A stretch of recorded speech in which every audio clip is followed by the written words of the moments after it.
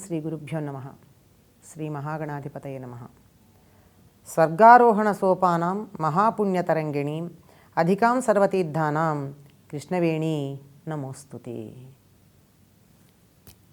స్వర్గానికి మెట్టు లాంటిది,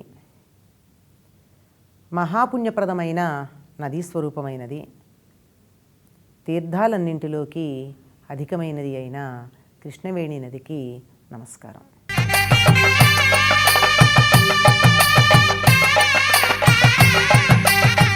పుష్కర సమయంలో ఏ నదికి పుష్కరం వచ్చిందో ఆ నదిలో పుష్కరుడు ఉన్నటువంటి సమయంలో గనక స్నానం చేసినట్టయితే 128 జన్మల పాపాలు నశిస్తాయి అని పెద్దలు చెప్పే మాట. అంతేకాదు 1,00,000 రెట్లు దానానికి ఫలితం ఉంటుందిట, జపతపాదులకి అంతులేని ఫలితం ఉంటుందిట. ఇంత అని చెప్పడానికి వీల్లేదు.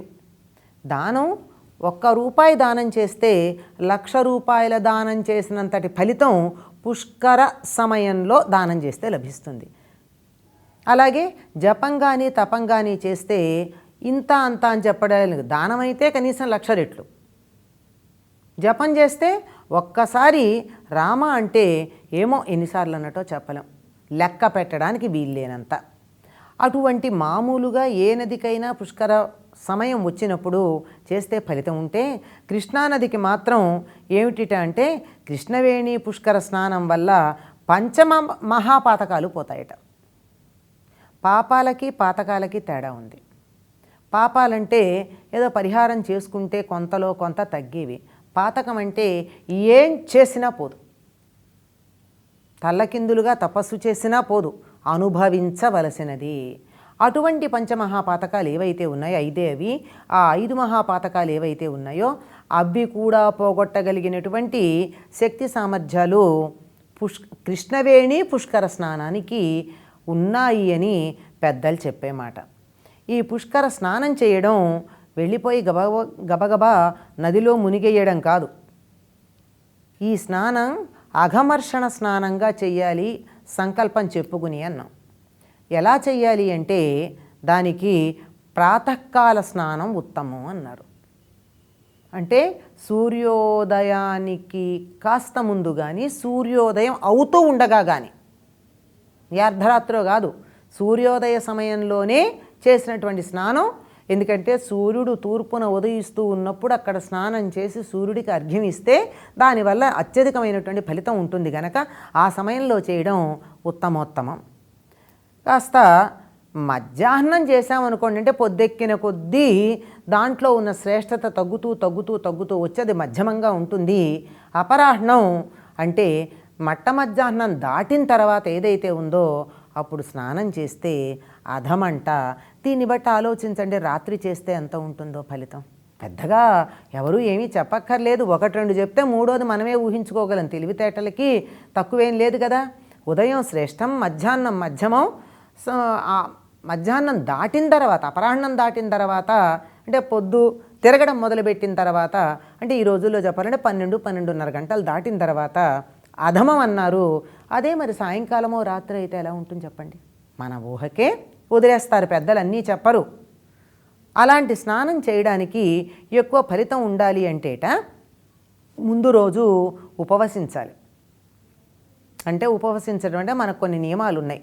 పగటిపూట భోజనం చేయొచ్చు, రాత్రిపూట ఏమీ తినకుండా ఉండాలి, భగవద్ధ్యానం చేయాలి, బ్రహ్మచర్యం పాటించాలి, నేల మీద పడుకోవాలి, ఇలాంటి నియమాలు ఇవన్నీ ఉండి ఆ తరువాత పుష్కర స్నానం తెల్లవారుజామున అంటే పొద్దున గనక ప్రాతకాలంలో చేసినట్టయితే అత్యధికమైన ఫలితం ఉంటుంది.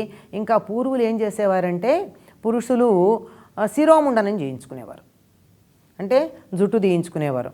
ఇదంతా కూడా ఆ పుష్కర స్నానం యొక్క ఫలితం పరిపూర్ణంగా రావాలి అనేటటువంటి ఉద్దేశంతో. ఈ కాలంలో అదేమీ లేదు, ఎవరూ పాటించటం లేదు, పాటించవలసిన అవసరం కూడా పెద్దగా కనిపిస్తున్నట్టు లేదు. కనుక చక్కగా ముందు రోజు నుండి ఏనాడైతే పుష్కర స్నానం చేయాలనుకుంటున్నారో ఆనాడు ముందు రోజే ఉపవసించి ఉదయమే స్నానం గనక చేసినట్టయితే, అది కూడా చేయడం ఎలా, మళ్ళీ మళ్ళీ చెప్పుకుంటున్నా, ఇది 1-2 సార్లు చెప్పుకోవాల్సిన అంశం.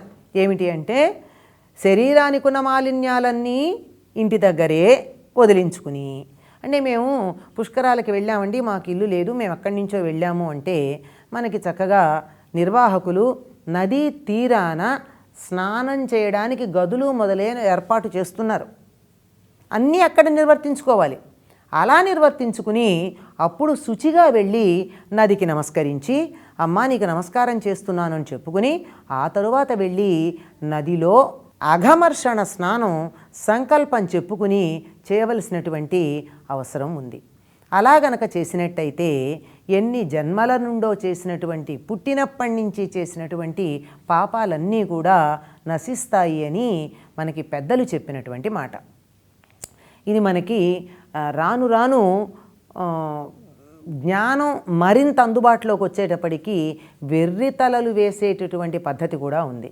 ఇది ఆడవాళ్ళు చేయొచ్చండి, మగవాళ్ళు చేయొచ్చండి, పిల్లలు చేయొచ్చా, పెద్దలు చేయొచ్చా, ఇలాంటి సందేహాలు, దాని మీద వాదోపవాదాలు, చర్చోపచర్చలు విపరీతంగా జరుగుతూ ఉన్నాయి.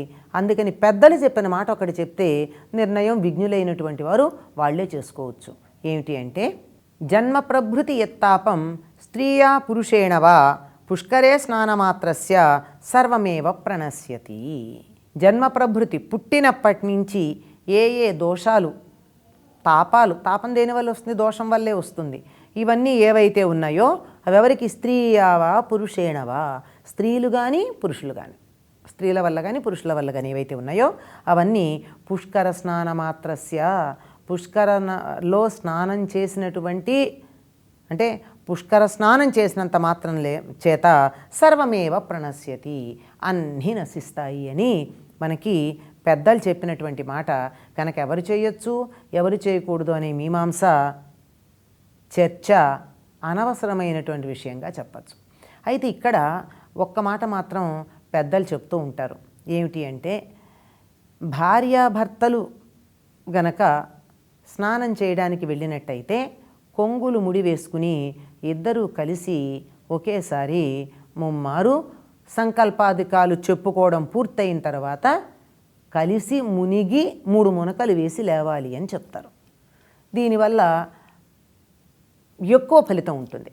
ఎలాగంటే, ఒక్కళ్ళు చేస్తే కొంచెం ఎంత ఫలితం ఉంటుందో, మరొక్కళ్ళు చేస్తే ఎంత ఫలితం ఉంటుందో, ఇద్దరూ కలిసి చేస్తే ఆ ఇద్దరు చేసిన దానికి అధికమైన ఫలితం ఉంటుంది. ఎప్పుడు కూడా కలిస్తే ఫలితం ఎక్కువ కదండి. ఇప్పుడు మనకి అదే చెప్తారు, సన్నని గడ్డిపోచలు ఏమీ చెయ్యలేనివి తాడుగా పేంతే ఏనుగును కూడా బంధిస్తున్నాయి అన్నట్టు, ఒక్కొక్కరు విడివిడిగా చేసిన దానికన్నా కలిసి చేసినటువంటి దానివల్ల అందరికీ కూడా అధికమైనటువంటి మేలు ఉంటుంది. అలాంటిది జీవితం తరువాత కూడా కలిసి ఉంటామని వాగ్దానాలు అగ్నిసాక్షిగా చేసినటువంటి భార్యాభర్తలు ఈ పుణ్య కార్యం కూడా, అంటే దేనివల్ల అయితే పుణ్యం వస్తుందో, పాపాలు నశిస్తాయో అటువంటి పని కూడా కలిసి గనక చేసినట్టయితే అత్యధికమైనటువంటి ఫలవంతంగా ఉంటుంది అని మనకి చెప్తారు. ఇలా చేసే సందర్భంలోనే నదిని పూజించటం, నదికి నమస్కరించటం, ఆ నదికి స్త్రీలు, నదులన్నీ కూడా మనం మాతృమూర్తులుగా భావించుకుంటాం గనక వాటికి పసుపు, కుంకుమ, పూలు, అక్షతలు మొదలైనవి ఇవ్వడం మొదలైనవి చేస్తూ ఉండేవారు. ఇప్పుడు అధికంగా ఇక్కడ కూడా మనం ఒక విషయం జాగ్రత్త పడాలి. మనం చేసేటటువంటి పనిని తెలివిగా చేసి దానివల్ల ఫలం పొందాలే కానీ గుడ్డెద్దు చేలో పడ్డట్టుగా చేసి పాపం సంపాదించుకోకూడదు. ఇప్పుడు వస్తున్నటువంటి కుంకుమలు, పసుపులు మొదలైనవి మనం తినడానికి పనికొచ్చే పసుపు ఏదైతే ఉందో అది మాత్రమే తేవాలి. పసుపుతో తయారు చేసిన కుంకుమ మాత్రమే తేవాలి. పసుపు కుంకుమ ఇవ్వమన్నారు కదా అని ప్లాస్టిక్ సంచుల్లో తెచ్చి ప్యాకెట్లు అక్కడ వేయడం కాదు. కుంకుమ ఎంత పెట్టుకుంటామండి? ముత్యమంతా పసుపు, ముఖమెంతో ఛాయ. ముత్యమంత పసుపు ముఖానికి రాచుకునేది, అంతకన్నా తక్కువ చిటికెడంత కుంకుమ. ఇంత మాత్రమే స్త్రీలు నదిని ముత్తైదుగా భావించి వెయ్యాలి. కానీ రాసులుగా పోసినట్టయితే అందులో ఉండే జీవజాలానికి హాని కలుగుతుంది. దానివల్ల ఏం జరుగుతుంది? పుణ్యం రాకపోగా పాపం సంక్రమిస్తుంది. నదులలో ముఖమార్జనం అంటే పళ్ళు తోముకోవడం, మూత్రపురీష విసర్జనం అంటే మలమూత్రాలు విసర్జించటం, ఉమ్మి వేయడం, ఇవి గనక చేసినట్టయితే పుణ్యం రాకపోగా పూర్వజన్మల్లో సంపాదించుకున్న పుణ్యం ఏదైనా ఉంటే అది కూడా పోతుందిట. మనం పుష్కర స్నానం చేసి పుణ్యాన్ని సంపాదించుకుంటామా, ఉన్న పుణ్యాన్ని పోగొట్టుకుంటామా? ఒక్కసారి ఆలోచించి తెలివిగల వాళ్ళం గనక తెలివిగా ప్రవర్తిద్దాం. స్వస్తి.